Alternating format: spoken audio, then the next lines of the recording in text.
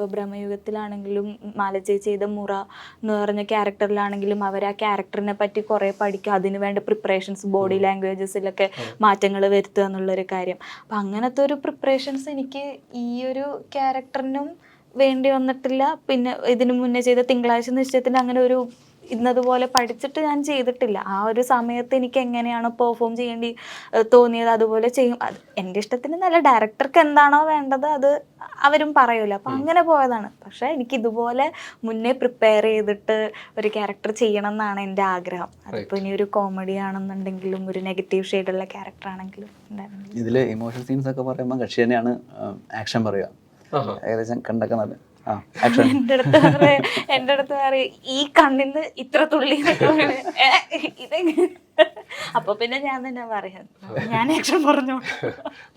Freedom കിട്ടുന്നുള്ളതും തീർച്ചയായിട്ടും ആ ഒരു ഫ്രീഡം കിട്ടുന്നത് വലിയൊരു കാര്യമാണ്. ഇല്ലാന്നുണ്ടെങ്കിൽ ചിലപ്പോ നമ്മൾക്ക് നമ്മളുടേതായ ഔട്ട്പുട്ട് കൊടുക്കാൻ പറ്റുമെന്ന് എനിക്കറിയില്ല. കാരണം ആക്ടേഴ്സിനെ കംഫർട്ടബിൾ ആക്കുക എന്നുള്ളത് ലിച്ചേട്ടൻ ചെയ്ത ഒരു കാര്യമാണ്. അപ്പോൾ ഒരുപാട് സന്തോഷം.